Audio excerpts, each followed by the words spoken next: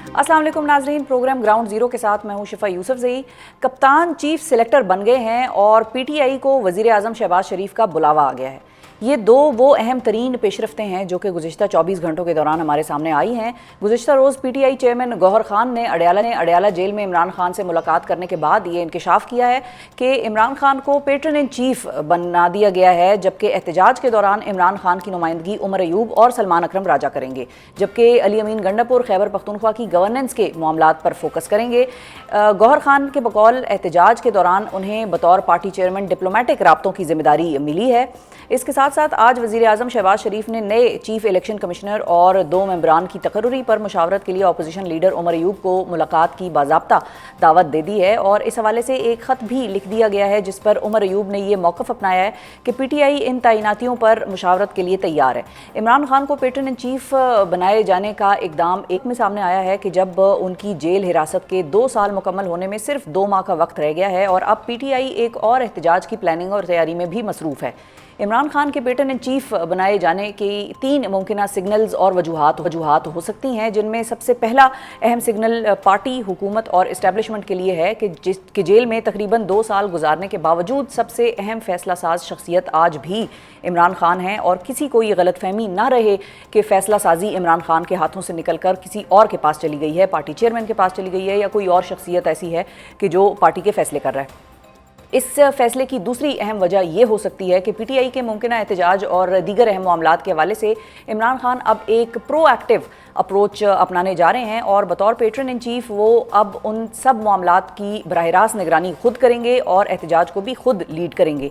इस फैसले की तीसरी अहम तरीन वजह यह हो सकती है कि इमरान खान की मुख्तलिफ केसेस में सज़ाओं के बायस बतौर पार्टी चेयरमैन नाअहली है और पेट्रन इन चीफ बनने के लिए ये ज़रूरी नहीं है कि मुतल्लका शख्स अदालतों से सज़ा याफ्ता ना हो।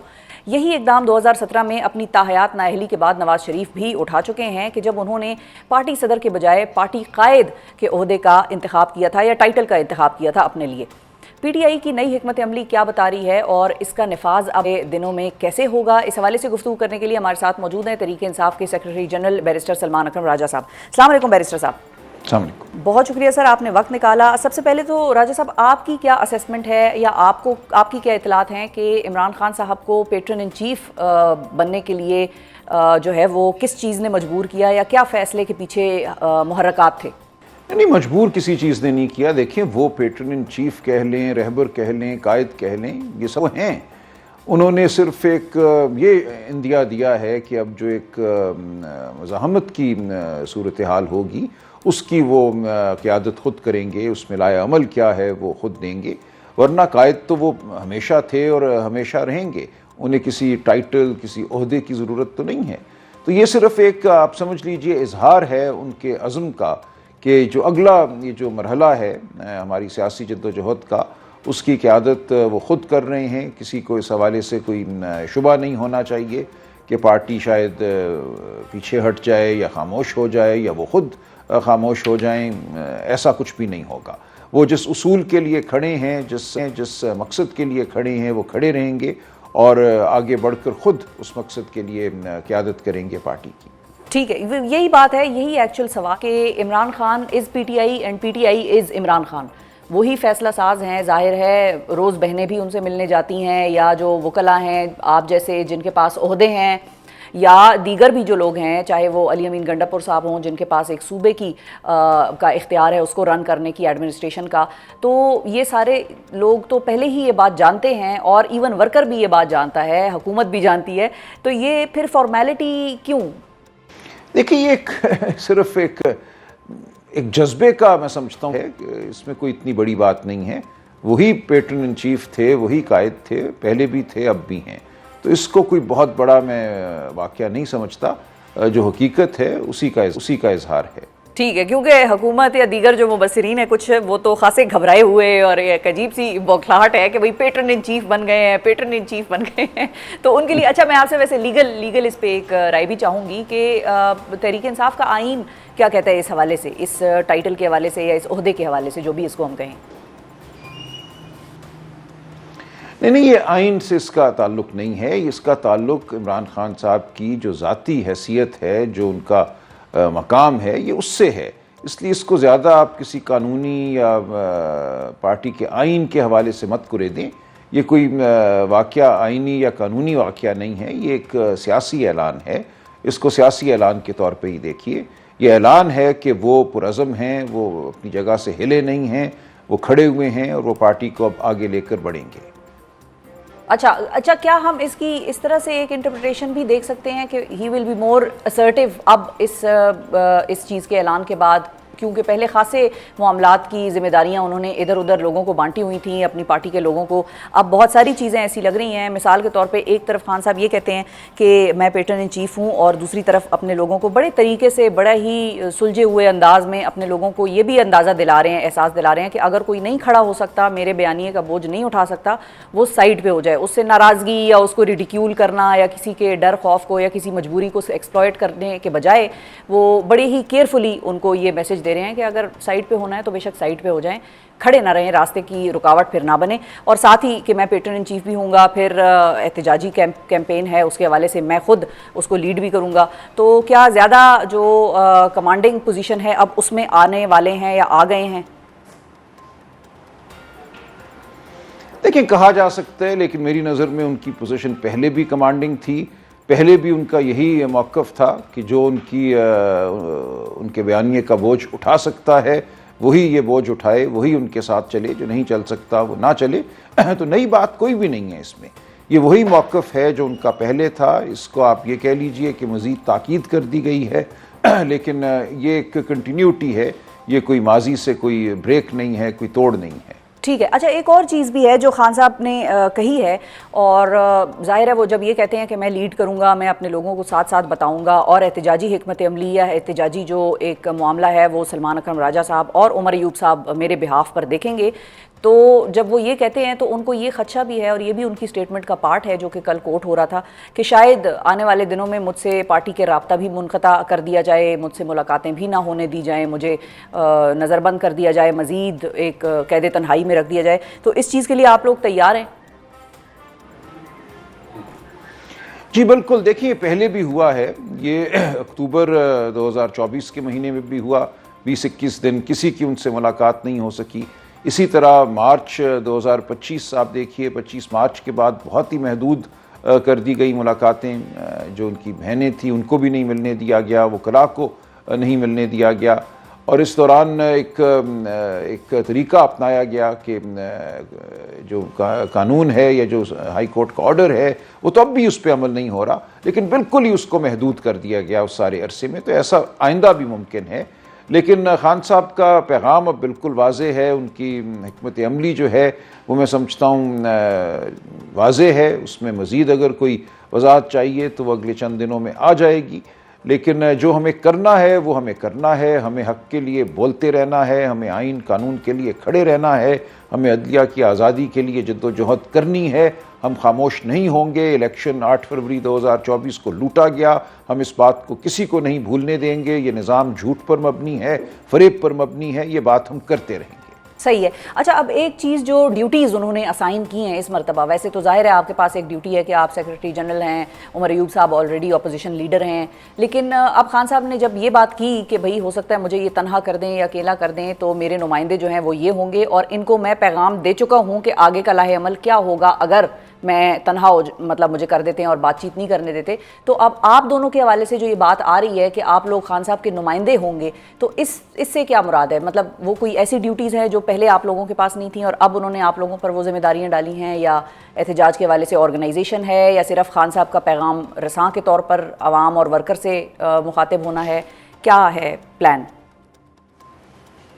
نہیں دیکھیں, عمر ایوب صاحب تو لیڈر آف دی اپوزیشن پہلے بھی تھے, یہ ایک آئینی عہدہ ہے. میرے حوالے جو ذمہ داری تھی وہ پہلے بھی تھی. تو میں یہی کہہ رہا ہوں یہ تسلسل ہے چیزوں کا, صرف ایک طرح سے مزید تاکید کی گئی ہے کہ میری موجودگی میں یا غیر موجودگی میں یہ لوگ جو ہیں یہ میرے پیغام کو پہنچاتے رہیں گے. ٹھیک ہے. اچھا, اور کل گوہر صاحب نے ایک بات اور بھی کی, انہوں نے کہا کہ علی امین صاحب جو ہیں وہ اب گورننس کے ایشوز کو زیادہ دیکھیں گے اور وہ اس معاملے پر زیادہ فوکس کریں گے. تو کیا یہ اس دفعہ احتجاج کی قیادت پھر گنڈاپور صاحب نہیں کریں گے؟ It's official. دیکھیے ابھی میں اس بارے میں حتمی طور پہ کچھ نہیں کہہ سکتا, لیکن یہ ضرور ہے کہ عمران خان صاحب گورننس کو بہت اولین بلکہ اہمیت دیتے ہیں. علی امین گنڈا پور صاحب کا بالکل یہ ایک فرض ہے کہ صوبہ خیبر پختونخوا میں گورننس اچھی ہو. جو صوبہ جس کی ذمہ داری ان کے ہاتھ میں ہے وہ اس ذمہ داری کو نبھائیں. تو یہ کام تو ہوگا، لیکن اس کے ساتھ احتجاج ہونا ہے. وہ کس طریقے سے ہوگا، اس کا کیا پیرایا ہوگا، وہ کس طرح بات آگے بڑھے گی، یہ سب کچھ ہوتا رہے گا. اس میں اگر گنڈا پور صاحب حکومت کی طرف توجہ دیں اور باقی پارٹی جو ہے وہ بیانیے کی طرف توجہ دے، احتجاج یا مزاحمت کی جانب توجہ دے، تو یہ بالکل ٹھیک میں سمجھتا ہوں ایک تفریق ہے. صحیح ہے، ٹھیک ہے. اچھا ایک اور چیز بھی ہے کہ ایک طرف تو خان صاحب نے یا گوہر صاحب نے یہ کہا ہے کہ بھئی وہ گورننس پہ فوکس کریں گے، دوسری طرف فیڈرل گورنمنٹ علی امین گنڈا پور کو ایک طرح سے امپاور کر رہی ہے اور وہ ان کو ایک کمیٹی میں ظاہر ڈالا ہے. آپ نے بھی آئی ایم شور دیکھا ہوگا، گزشتہ روز پشاور میں ایک بڑا پشتونوں کا جرگہ تھا اور گورنر کے ساتھ، گورنر کے پی کے ساتھ یعنی کہ فیصل کریم کنڈی صاحب کے ساتھ وہ علی امین صاحب بھی اس سارے معاملے کی اب ایک طرح سے اس کمیٹی میں موجود فیصلے کریں گے. تو اس فیصلے کو وفاقی حکومت کی آپ کس طرح سے دیکھ رہے ہیں؟ آپ کو کیا سمجھ آئی؟ دیکھیں، علی امین گنڈا پور صاحب کو عمران خان صاحب میں سمجھتا ہوں واضح ہدایات دے چکے ہیں. مزید کوئی ضرورت ہوئی تو وہ بھی آ جائے گی. ہمارا موقف یہی ہے کہ صوبے کو ہم نے چلانا ہے، لیکن جو عمومی طور پہ اس ملک میں نظام ہے وہ نظام درست نہیں ہے. وہ غریب دوست نظام نہیں ہے، وہ الیکشن کی لوٹ پر مبنی نظام ہے. ہمارا جو مزاحمتی ایک آپ کہہ لیجئے جو ہمارا پاسچر ہے یا جو مزاحمتی ہمارا لہجہ ہے وہ کسی صورت ماند نہیں پڑے گا. تو علی امین صاحب بھی آپ دیکھیں گی، ناظرین دیکھیں گے کہ وہ مزاحمت کا جو پیرایا ہے اس کو ہاتھ سے نہیں چھوڑیں گے. مزاحمت وہ بہرحال کریں گے. جہاں ان کو آئین کے تحت کہیں بیٹھنا پڑتا ہے، کسی کمیٹی کا حصہ بننا پڑتا ہے نیشنل فائنانس کمیشن کے حوالے سے یا کسی اور حوالے سے، وہاں وہ اپنی ذمہ داری نبھائیں گے. لیکن ذمہ داری نبھاتے ہوئے بھی وہ اس بات کو باور کراتے رہیں گے کہ یہ تمام نظام جھوٹ پر مبنی ہے.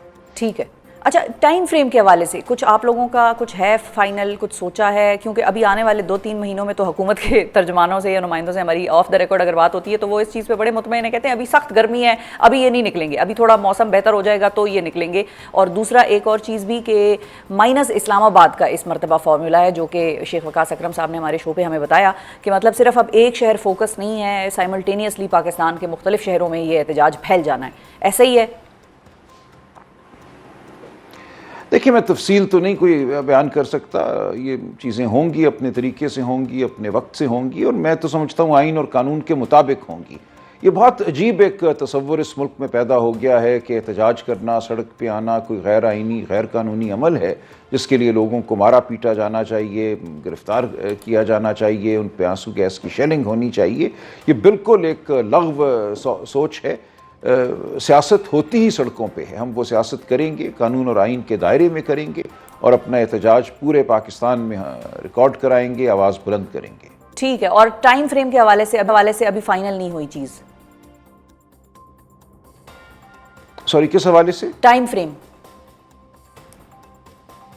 یہ ٹائم فریم اب ہمارے سامنے ہے جی. ہر روز احتجاج کا کوئی نہ کوئی مرحلہ طے ہوگا. یہ جو ذہن میں اگر یہ خیال ہے کہ کوئی بہت بڑا ایک ریلا ہے جو کسی مخصوص شہر کی جانب بڑھے گا، تو وہ خیال جو ہے پوری جو ہماری احتجاجی تحریک ہے اس کا احاطہ نہیں کرتا. احتجاج کے بہت سے مرحلے ہیں، تمام مرحلوں کو ہم طے کریں گے. ٹھیک ہے. اچھا، ایک اور چیز بھی ہے سلمان صاحب کہ ایک مزاحمتی رویہ ہے جو کہ آواز اور الفاظ سے ہے، دوسرا مزاحمتی رویہ ہے جو سڑکوں پر اکثر آپ لوگوں کی جماعت کو فیس کرنا پڑتا ہے گورنمنٹ کی جانب سے. 26 نومبر کو بھی جو کچھ ہوا وہ ہم نے یہاں پر دیکھا. اب سمبڑیال کا جو انتخاب تھا، اس مرتبہ گورنمنٹ نے میک شور کیا کہ وہ فارم 45 اور 7 کی کہانی بھی آپ لوگ نہ کر سکیں، اور پہلے سے ہی وہ فارمز تیار بقول آپ لوگوں کے، وہ باقی فارمز بھی جن پر کہ کوشچن اٹھایا جا سکتا تھا وہ بھی پہلے سے تیار کر کے وہ لے آئے تھے. تو اس مرتبہ موقع کوئی نہیں وہ دیں گے. تو یہ آپ ایکسپیکٹ کر رہے ہیں کہ پولیس کی نفری اور یہ ساری سڑکوں کی مزاحمت حکومت کی طرف سے آپ لوگوں کی بھی ہوگی؟ نہیں، دیکھیں، پہلے بھی یہ غیر قانونی، غیر آئینی عمل ہوتا رہا ہے. آپ نے ٹھیک کہا، سمبڑیال میں انہوں نے سیکھا ہے 8 فروری کی اس ہولناک رات سے. اس رات ان کو چھانٹ کرنا پڑی، فارم بدلنے پڑے، اوپر لکھائی کرنا پڑی، پورا الیکشن ایک مذاق بن گیا. تو اب تو ظاہر ہے یہ سیکھ کر آئے ہیں، انہوں نے ڈبے بھی بھرے، فارم پہلے سے تیار بھی کیے، سب کچھ کیا، یہ چیزیں آئیں گی آگے۔ جو سڑکوں پہ رویہ ہے رجیم کا، حکومت کا کہ مارو پیٹو، وہ بھی رہے گا۔ ہم بالکل اعلان کرتے رہیں گے، دہراتے رہیں گے کہ یہ غیر آئینی ہے، غیر قانونی ہے، ہمارا حق ہے سڑکوں پہ چلنا، سڑک پہ چلنا کوئی غیر قانونی عمل نہیں ہے، لیکن جو بھی ہوگا ہم اس کا مقابلہ کریں گے۔ ٹھیک ہے۔ اچھا، اور وزیر اعظم شہباز شریف نے جو اپوزیشن لیڈر عمر ایوب صاحب کو چیف الیکشن کمشنر اور الیکشن کمیشن کے 2 ریٹائر ہونے والے اراکین کی جگہ نئی تعیناتیوں پر مشاورت کے لیے مدعو کر لیا ہے، تو عمر ایوب صاحب نے یہ دعوت قبول بھی کر لی ہے، کیا پی ٹی آئی کا ہوم ورک اس حوالے سے مکمل ہے؟ دیکھیے، یہ تو ایک آئینی تقاضا ہے نا، یہ ضابطے کی کارروائی ہے۔ آئین میں لکھا ہے کہ وزیر اعظم لیڈر آف دی اپوزیشن کو بلائیں گے، مشاورت ہوگی، مشاورت کے نتیجے میں اگر کوئی نام طے نہیں ہوتا تو پھر معاملہ ایک 12 رکنی کمیٹی کے پاس جائے گا، تو یہ عمل چلے گا۔ اس عمل کو جنوری میں چلنا چاہیے تھا، اب ہم جون میں ہیں، اس میں 6 مہینے تاخیر کی گئی ہے۔ ایک بلا وجہ عہدے کی میعاد میں اضافہ کیا گیا ہے الیکشن کمیشن کے جو اراکین ہیں یا جو اس کے چیئرپرسن ہیں ان کی عہدے کی مدت میں، لیکن بہرحال ہم اس عمل کا حصہ بنیں گے اور جو نام ہم سمجھتے ہیں موزوں ہیں وہ نام ہم دیں گے۔ بالآخر کیا ہوتا ہے، یہاں دھونس کا ایک نظام ہے، طاقت کا نظام ہے، وہ تو ہم دیکھیں گے، لیکن ہم اپنی بالکل اپنا جو آئینی کردار ہے وہ ادا کریں گے۔ ٹھیک ہے، بالکل صحیح ہے۔ اور چونکہ وہی نظام کی آپ نے بات کی، وہی نظام عمر ایوب صاحب کے خلاف ایک ریفرنس بھی اب لے آیا ہے اپوزیشن لیڈر کے خلاف، تو وہ کس مائنڈ سیٹ سے یہ مشاورت کریں گے، کس مائنڈ سیٹ سے بیٹھیں گے، یہ بھی ذرا بتائیے۔ نہیں، وہ بڑی تسلی سے بیٹھیں گے۔ یہ لغو مقدمے، لغو ریفرنسز ہمارا کچھ نہیں بگاڑ سکتے۔ مقدمے اور ریفرنسز یہ سب کچھ تو ہم سب کے خلاف ہیں، 20 نہیں 50 کی تعداد میں ہیں، تو اس سے کوئی فرق نہیں پڑتا۔ یہ ایک جھوٹ کا نظام ہے، ہم جھوٹ کے خلاف کھڑے ہیں، جھوٹ کے حملے جو ہیں ان سے ہم نہ گھبراتے ہیں، نہ ان کا ہم پر کوئی اثر ہوتا ہے۔ بالکل صحیح ہے جی، بہت شکریہ ادا کریں گے بیرسٹر سلمان اکرم راجہ صاحب۔ ناظرین ہمارے ساتھ موجود تھے۔ واضح الفاظ میں انہوں نے یہ کہا کہ پیٹرن ان چیف ایک ٹائٹل یا عہدہ ضرور ہے، لیکن اس کا عمران خان صاحب کے رول سے یا کسی نئی ایڈڈ ذمہ داریوں سے کوئی ایز سچ کوئی تعلق نہیں ہے۔ وہ پہلے بھی فیصلہ ساز تھے اور وہ آج بھی فیصلہ ساز ہیں، ان کو فیصلے کرنے کے لیے کسی عہدے کی یا کسی ٹائٹل کی ایز سچ ضرورت نہیں ہے۔ بہرحال ساتھ ہی ساتھ انہوں نے یہ بھی کہا کہ وہ مشاورت کریں گے حکومت کے ساتھ اور بیٹھیں گے جو نئے چیف الیکشن کمشنر یا دیگر جو تعیناتیاں ہونی ہیں الیکشن کمیشن میں اس کے حوالے سے۔ ساتھ ہی ساتھ انہوں نے یہ بھی فرمایا کہ علی امین گنڈاپور صاحب کو ایک گورننس کے حوالے سے عمران خان ہمیشہ کہتے رہے ہیں کہ بھئی آپ کا صوبہ جو ہے وہ آپ کی پہلی پرائیورٹی ہونی چاہیے، لوگوں نے ووٹ ڈالا ہے، ان کے مسائل حل ہونے چاہیے اور وہیں پر آپ کا فوکس زیادہ ہونا چاہیے، لیکن بہرحال وہ مزاحمت کو یقینی بنائیں گے اور وہ اپنی جگہ نہیں چھوڑیں گے جہاں پر وہ پہلے کھڑے تھے، اسی قسم کی مزاحمت وہ کرتے رہیں گے۔ اب دیکھتے ہیں کہ آنے والے دنوں میں پاکستان تحریک انصاف کی احتجاجی حکمت عملی کس طرف جاتی ہے اور کس طریقے سے عمران خان اس کو جیل سے لیڈ کرتے ہیں۔ یہ اپنی نوعیت کا پاکستان کا پہلا ہی ایک واقعہ ہوگا یا پہلا ایسا ایک ایونٹ ہوگا جس میں کہ براہ راست ایک لیڈر جیل سے بیٹھ کر، ویسے تو سارے جتنے بھی آج تک کے بنے ہیں پلانز احتجاج کرنے کے یا سڑکوں پر مزاحمت کرنے کے، وہ خان صاحب نہیں لیڈ کیے، لیکن اس مرتبہ چونکہ انہوں نے اعلان کر دیا باضابطہ طور پہ تو یہ دیکھنا پڑے گا۔ بہرحال سب نظریں وہیں پر ہیں اڈیالہ کی طرف کہ یہ کس طرح سے ہوگا اور ایسی کون سی اہم ذمہ داریاں ہیں جو وہ مزید اپنے لوگوں کو بانٹیں گے۔ اسی کے ساتھ مجھے جانا ایک وقفے کی طرف، وقفے کے بعد واپس آتے ہیں تو بات کریں گے حکومتی نمائندے سے اور ان سے جانیں گے کہ ان کے کیا پلانز ہیں اور کیا ایک جو جمہوریت کا حسن ہے احتجاج، اس مرتبہ احتجاج کو حکومت پاکستان ایکسیپٹ کرے گی یا اس مرتبہ بھی اسی قسم کی مزاحمت دوسری سائڈ سے بھی آئے گی، تحریک انصاف کو فیس کرنی پڑے گی۔ پی ٹی آئی اور حکومت کے درمیان ایک اور انگیجمنٹ کا آغاز ہونے جا رہا ہے اور وہ نئے چیف الیکشن کمشنر اور 2 ممبران الیکشن کمیشن کی تعیناتی پر مشاورت کے حوالے سے ہے، جو کہ وزیر اعظم شہباز شریف کی جانب سے اپوزیشن لیڈر عمر ایوب کو لکھا جانے والا خط ایک ایسے ماحول میں سامنے آیا ہے کہ جب پہلے ہی پی ٹی آئی اور حکومت کے درمیان سیاسی مذاکرات ناکام ہو چکے ہیں اور اپوزیشن لیڈر کو اس وقت ایک حکومتی نااہلی ریفرنس کا بھی سامنا ہے۔ اب یہ انگیجمنٹ کتنی نتیجہ خیز ثابت ہو سکتی ہے یا یہاں پر بھی حسب معمول ایک ڈیڈ لاک آ جائے گا دونوں کے درمیان، اس حوالے سے حکومتی کیمپ کا کیا سوچ رہی ہے اور آگے آنے والے دنوں میں جب پی ٹی آئی احتجاج کی کال دے دے گی تو پھر اس کے حوالے سے حکومت کے کیا پلانز ہیں، اس پر ہم بات کریں گے۔ ہمارے ساتھ موجود ہیں نون لیگ کے سینئر رہنما سینیٹر عرفان صدیقی صاحب۔ السلام علیکم صدیقی صاحب۔ جی وعلیکم السلام۔ بہت شکریہ سر، آپ نے وقت نکالا۔ سب سے پہلے تو جو تازہ معاملہ ہے اسی سے آغاز کرتے ہیں پروگرام کا کہ چیف الیکشن کمشنر کی مدت ملازمت کے بعد جو کہ بیسیکلی 26 جنوری کو ان کی مدت ملازمت مکمل ہو رہی تھی، اس کے اوپر اب مشاورت آج ہونے کے پلان بن رہے ہیں جون میں۔ ایسا کیوں، اتنے عرصے بعد کیوں وزیر اعظم صاحب نے یہ فیصلہ کیا کہ بھئی اب جون میں جا کر ان کو ایک نیا چیف الیکشن کمشنر چاہیے اور دیگر تعیناتیاں بھی کرنی ہیں؟ ڈیلے نہیں ہو گیا بہت زیادہ؟ جی دیکھیے، اس میں ڈیلے کی بھی ایک گنجائش رکھ دی گئی تھی کہ اگر یہ ٹائملی شروع نہیں ہوتا تو اس کے پھر آئینی ریکوائرمنٹس کیا ہوں گی، اس گیپ کو فل کر دیا گیا تھا۔ بہرحال ایک پروسیس ہے جو آئین میں دیے گئے میکنزم کے مطابق شروع ہوا ہے۔ اس میں لیڈر آف دی ہاؤس اور لیڈر آف دی اپوزیشن کی باہمی مشاورت ہونی ہے۔ اگر اتفاق رائے نہیں ہونا ہے تو پھر کمیٹی بننی ہے، اس میں نہیں ہونا ہے تو الٹیمیٹلی یہ سپریم کورٹ جانا ہے، یا یہ ایک پروسیس ہے، کہیں نہ کہیں کسی نہ کسی مرحلے پہ بات پائے تکمیل پہ پہنچ جائے گی، اور جو ایک بڑا اہم عہدہ ہے وہ فل ہو جائے گا۔ اس میں میرا خیال ہے کہ اب جب کہ پروسیس شروع ہو گیا ہے تو یہ منطقی انجام تک پہنچ جائے گا۔ ٹھیک ہے۔ اچھا صاحب، اس میں ایک کیچ ہے، اور وہ کیچ یہ ہے جس کے حوالے سے کچھ چیز سمجھ میں نہیں آ رہی، اور آپ ہی ہمیں اور ناظرین کو سمجھائیں گے کہ وزیر اعظم شہباز شریف صاحب نے دعوت تو دی ہے اپوزیشن کو، لیکن اس اپوزیشن لیڈر کو دعوت دی ہے جس کے خلاف انہی کی جماعت کا جو اسپیکر قومی اسمبلی ہے ان کی جانب سے ایک جس کو ہم کہہ لیں ریفرنس جو ہے وہ دائر کی ہوئی ہے۔ تو وہ کس مائنڈ سیٹ سے آ کر بیٹھے گا اور مشاورت کرے گا؟ آلدو کہ انہوں نے اگری کر لیا ہے اور وہ راضی ہیں مشاورت کے لیے، لیکن وہ کیا مائنڈ سیٹ ہوگا جس پر کہ دونوں فریقین بیٹھ کر بات کریں گے؟ ایک نااہل کرانا چاہتا ہے، دوسرا نااہل شاید ہو جائے گا۔ دیکھیے، یہ سوال تو میرا خیال ہے کہ برائے عمر ایوب صاحب سے پوچھا جانا چاہیے کہ وہ کس مائنڈ سیٹ کے ساتھ جائیں گے، لیکن میں تو جو کہتے ہیں خوش فہمی رکھتا ہوں، اور میں سمجھتا ہوں کہ کتنی ہی نااہلی کی تلواریں لٹکا دی جائیں کسی شخص پہ، اگر وہ ایک اپوزیشن کی جو کہ بھاری اپوزیشن ہے اس کی نمائندگی کر رہا ہے، اس کی ترجمانی کر رہا ہے، اس کی سربراہی کر رہا ہے، تو اس میں اتنی سکت اور طاقت ہونی چاہیے کہ وہ حق اور سچ کی بات کہے۔ وہ اگر کسی کو سمجھتا ہے کہ یہ اس منصب کا اہل نہیں ہے تو وہ بالکل اہل نہ کہے، صرف اس لیے کہ میری نااہلیت دور ہو جائے گی۔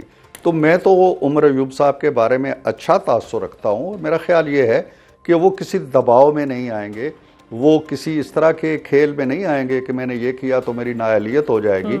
آپ کو بھی ان پہ یقین رکھنا چاہیے، مجھے بھی ہے، اور آپ دیکھیے گا کہ وہ اس طرح کے کسی خوف کا شکار ہوئے بغیر اپنی نمائندگی کریں گے، اپنے لیڈر کی ہدایات کے مطابق کریں گے۔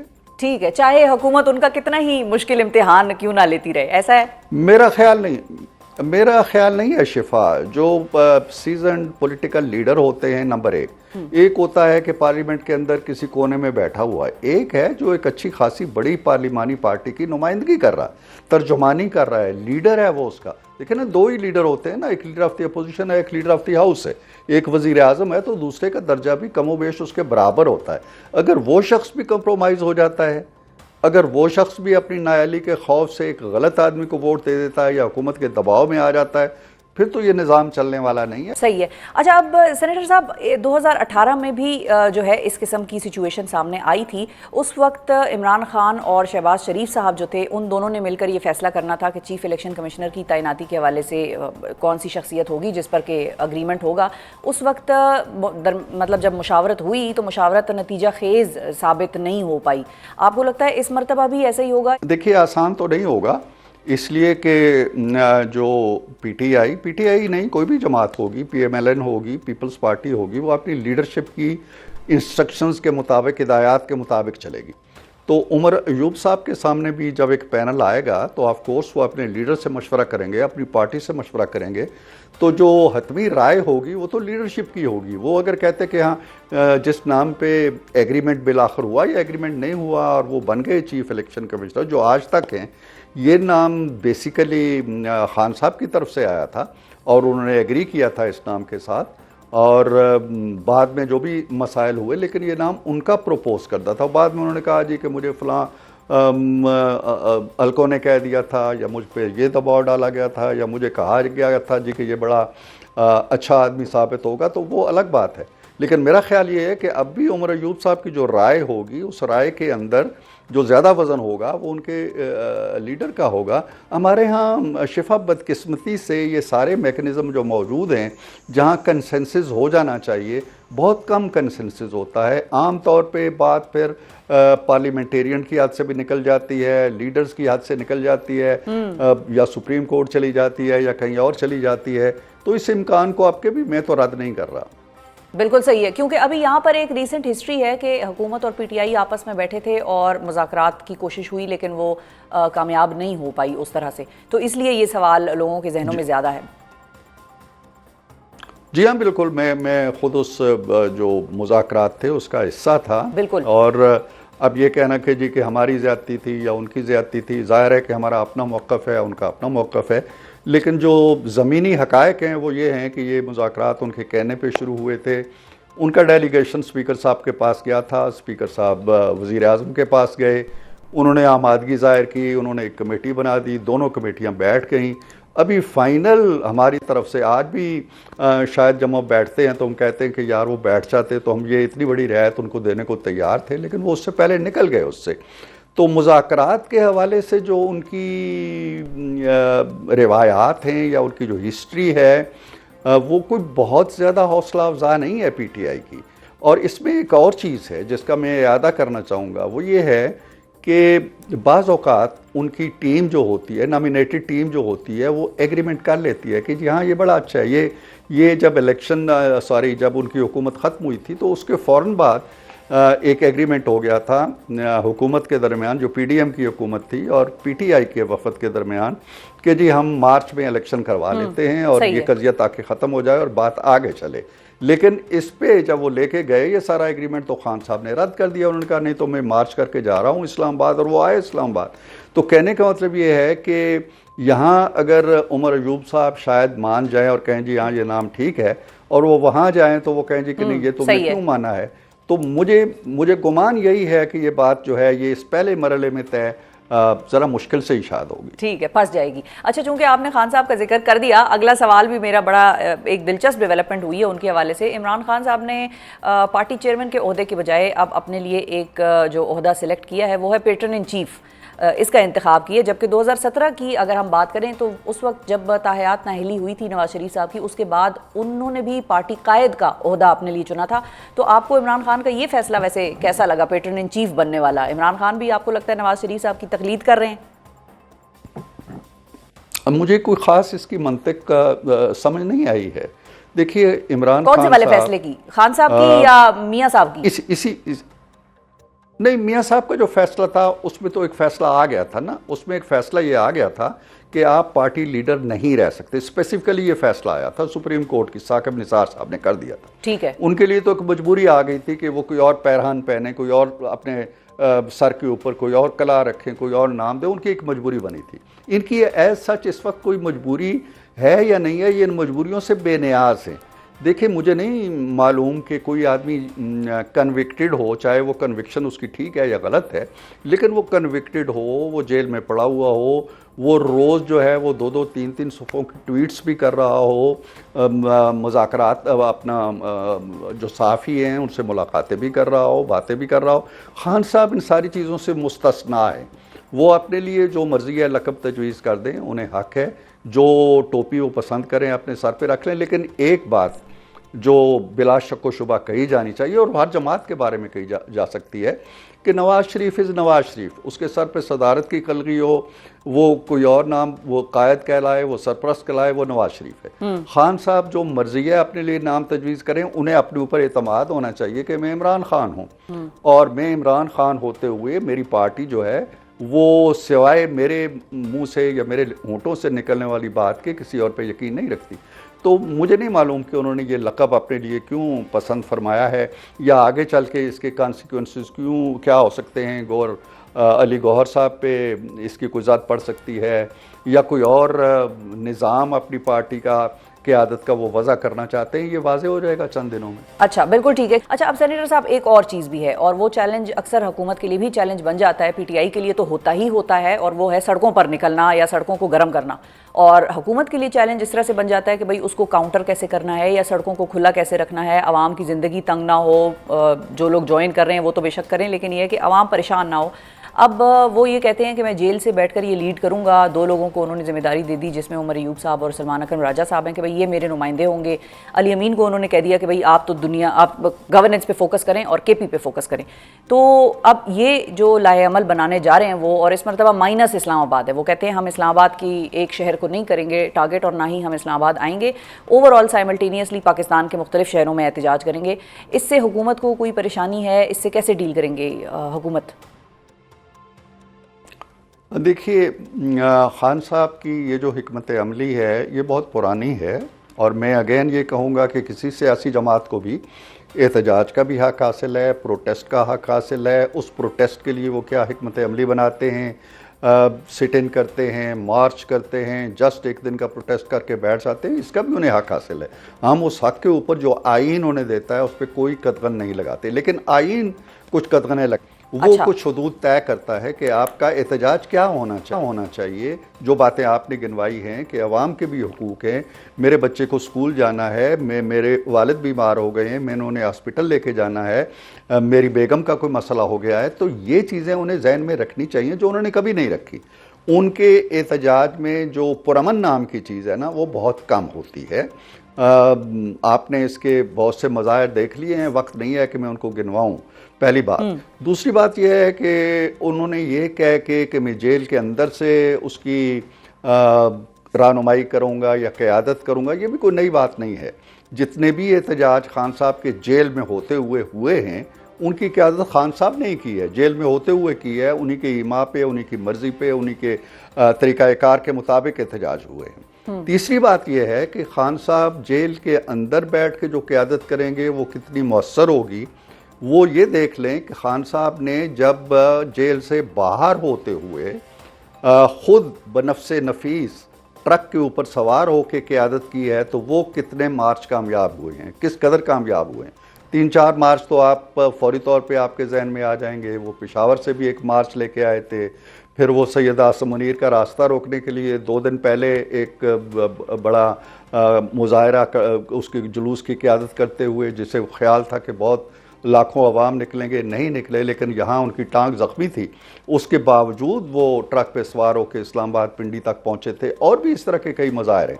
تو اگر وہ پرامن رہتے ہیں ٹھیک ہے، بالکل کریں. بے شمار جماعتیں آپ دیکھتے ہیں، جماعت اسلامی ہر تیسرے دن چوتھے دن غزہ کے حوالے سے کسی حوالے سے مظاہرہ کرتی رہتی ہے، گھر چلے جاتے ہیں.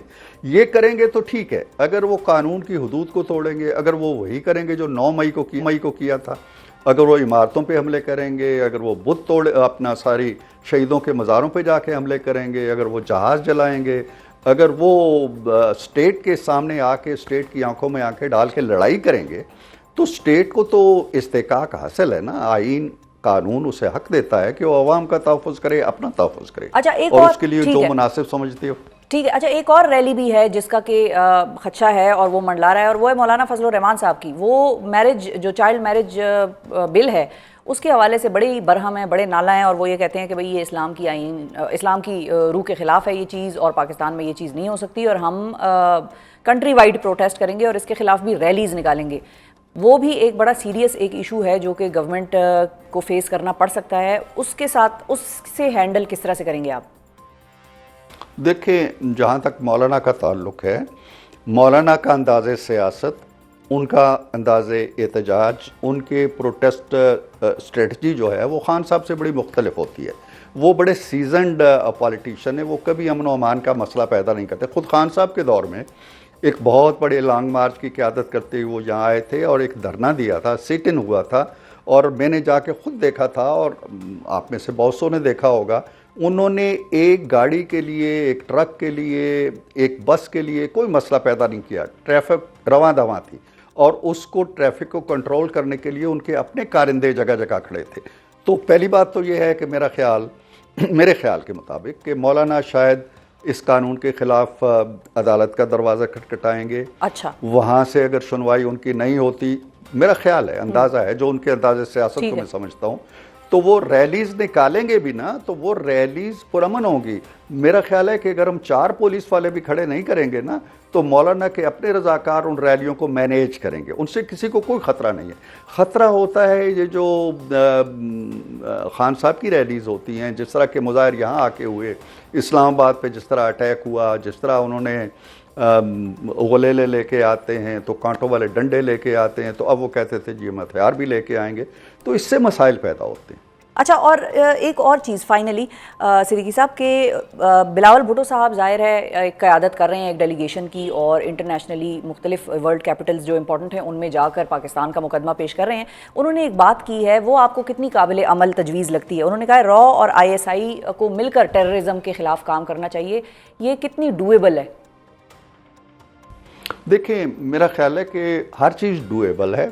بنیادی بات یہ ہے کہ اگر پولیٹیکل ول پائی جاتی ہے دونوں گورنمنٹس کے اندر کہ یار یہ بہت کچھ ہو چکا, یہ ایشوز اب ختم ہونے چاہیے, اور پاکستان کے اندر کسی کا خون بہتا ہے تو وہ بھی انسانوں کا خون ہے, انڈیا کے اندر بہتا ہے تو وہ بھی انسانوں کا خون ہے, تو اگر یہ کوآپریشن پولیٹیکل حلقوں سے آگے نکل کے مسلح افواج تک جاتی ہے یا ایجنسیوں تک جاتی ہے, معلومات کا تبادلہ ہوتا ہے, دہشت گرد پکڑے جاتے ہیں, ان کے جو ذرائع ہیں, ان کے جو وسائل ہیں, ان کے جو اسلحہ سپلائی لائنز ہیں وہ ان پہ رکاوٹیں ڈلتی ہیں, تو میرا خیال ہے یہ دونوں ملکوں کے مفاد میں ہے. اور بالآخر آپ دیکھیے گا کہ ہمیں اس طرح کے میکنزم کی طرف جانا پڑے گا. یہ تجویز اگر بالکل انہی لفظوں میں یا اسی اسپرٹ کے ساتھ قبول نہ بھی کی جائے تو بھی جس طرح کے حالات میں ہم آ کھڑے ہوئے تھے اور آنکھوں میں آنکھیں ڈال کے 2 ایٹمی قوتیں ایک دوسرے کو دیکھ رہی تھیں اور پلک جھپکنے کی دیر تھی اور ایک بڑی تباہ کن جنگ شروع ہو سکتی تھی, اس کو ایوائڈ کرنے کے لیے ہمیں آنا پڑے گا, واپس بات چیت کرنا پڑے گی, بیٹھنا پڑے گا, اور اپنے ملکوں کے اندر جو ہم وسائل ان چیزوں پہ صرف کر رہے ہیں وہ عوام کی فلاح پہ, ان کی صحت پہ, ان کی ایجوکیشن پہ, ان چیزوں پہ خرچ کرنا پڑے گا. پاکستان کا مسئلہ یہ ہے کہ جب اتنا بڑا جارے اور اس طرح کی سوچ رکھنے والا ملک اس کے پڑوس میں بیٹھا ہوا ہے, ہم پہ کتنی جنگیں مسلط کر چکا ہے, تو لازماً پھر ہمیں اپنے وسائل جو ہیں وہ بجا طور پر دفاع کی طرف موڑنا پڑتے ہیں, کیونکہ اس کے بغیر گھر کی 4 دیواری مضبوط نہیں ہے. تو اب ڈرائنگ روم کو آپ سجاتے رہیں گے تو وہ میرا خیال ہے کہ حقیقت پسندانہ سوچ نہیں ہوگی. بہت شکریہ ادا کریں گے سینیٹر عرفان صدیقی صاحب. ناظرین ہمارے ساتھ موجود تھے اور بڑے مختلف ایشوز پر ہماری آج ان سے یہ گفتگو ہوئی. بڑا واضح طور پر انہوں نے اپنا مائنڈ جو ہے وہ ہمارے ساتھ شیئر کیا, اور ان کو اس وقت تک یہ خدشہ ضرور موجود ہے. وہ کہتے ہیں کہ شاید PTI یا عمر ایوب صاحب کے ساتھ وزیر اعظم صاحب کی جو ایک مشاورت ہونی ہے اس کے پہلے مرحلے میں الیکشن کمیشنر کی تعیناتی کے حوالے سے شاید کوئی بڑا نتیجہ خیز جو ایک آؤٹ کم ہے, آؤٹ پٹ ہے, وہ سامنے نہ آئے. اب دیکھتے ہیں کہ اس حوالے سے کیا ہوتا ہے. بہرحال آج کے پروگرام سے مجھے دیجیے اجازت. اپنا بہت خیال رکھیے, ہمیں اور پاکستان کو دعاؤں میں یاد رکھیے. اللہ حافظ.